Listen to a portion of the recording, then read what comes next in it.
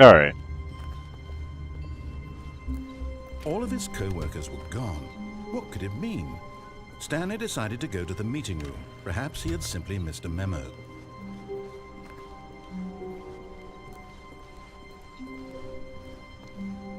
When Stanley came to a set of 2 open doors, this was not the correct way to the meeting room, and Stanley knew it perfectly well. Perhaps he wanted to stop by the employee lounge first, just to admire it. Oh yeah, that's Wow. Yes. That's this it. room. Beautiful. Eager to get back to business, Stanley took the first open door on his left. Yeah, no. Stanley was so bad at following directions, it's incredible he wasn't fired years ago. Look, Stanley, I think perhaps we've gotten off on the wrong foot here. I'm not your enemy, really, I'm not. I realize that investing your trust in someone else can be difficult, but the fact is that the story has been about nothing but you all this time. I don't think I've ever even been this way. Neglecting Stanley. Someone you've forgotten about. Please, stop trying to make every decision by yourself. Now, I'm not asking for me, I'm asking for her. This is it, Stanley. Your chance to redeem yourself. To put your work aside. To let her back into your life. She's been waiting. That's her, Stanley.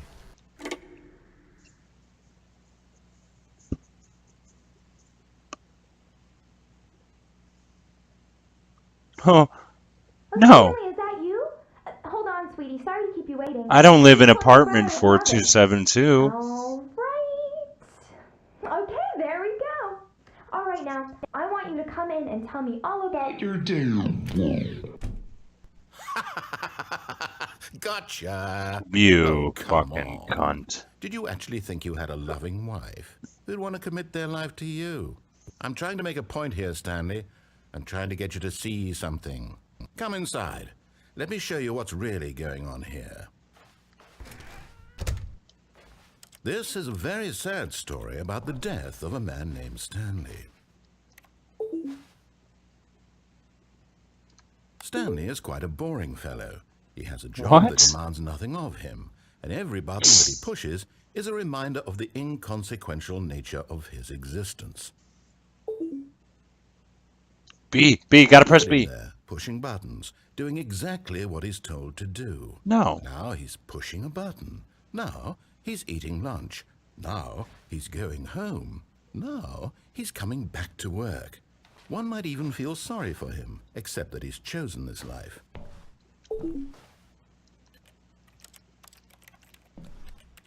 No, I'm not pushing your fucking buttons. Bitch, I'll push your fucking buttons. I'll push your buttons right out that damn window. You see that window? Yeah, I'm talking to you. I'm pressing E, not O.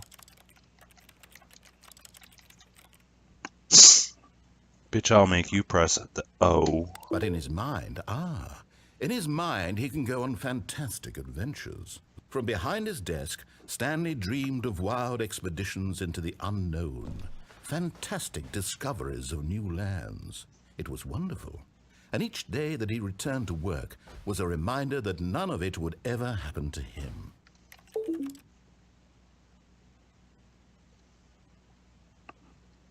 And so he began to fantasize about his own job. First, he imagined that one day while at work, he stepped up from his desk to realize that all of his co-workers, his boss, everyone in the building had suddenly vanished off the face of the earth. The thought excited him terribly.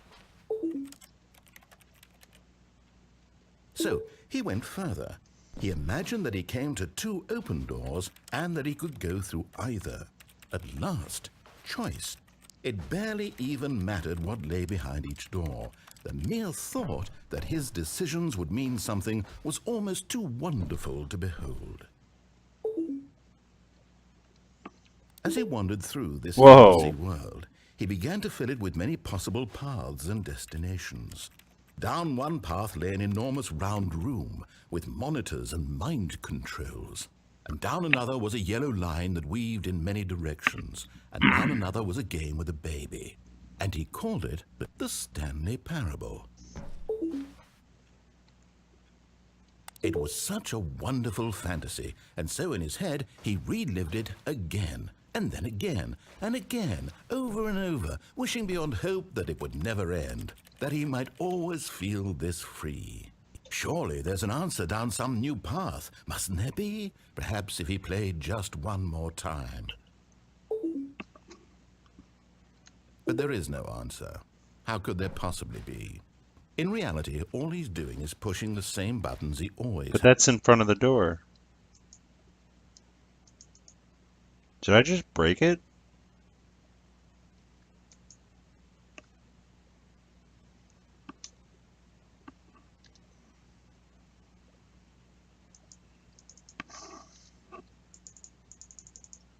It's not working.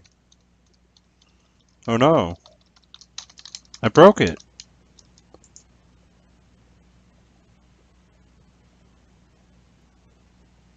Never be anything but an observer. That as long as he remains here, he's slowly killing himself. But he won't listen to me. He won't stop. Oh, here, watch this. Stanley, the next time the screen asks you to push a button, do not do it. You see? Can he just not hear me? How can I tell him in a way that he'll understand that every second he remains here, he's electing to kill himself? How can I get him to see what I see? How can I make him look at himself? Because I don't trust you.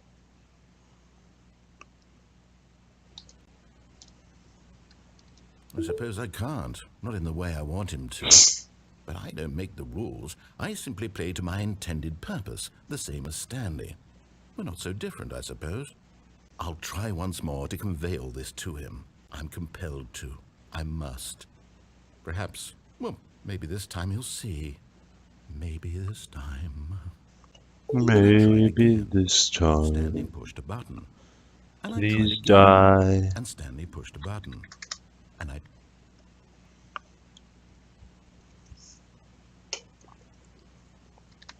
Alright, we're gonna end this here. I just read something online while I was trying to get that to fix. This is about to get interesting.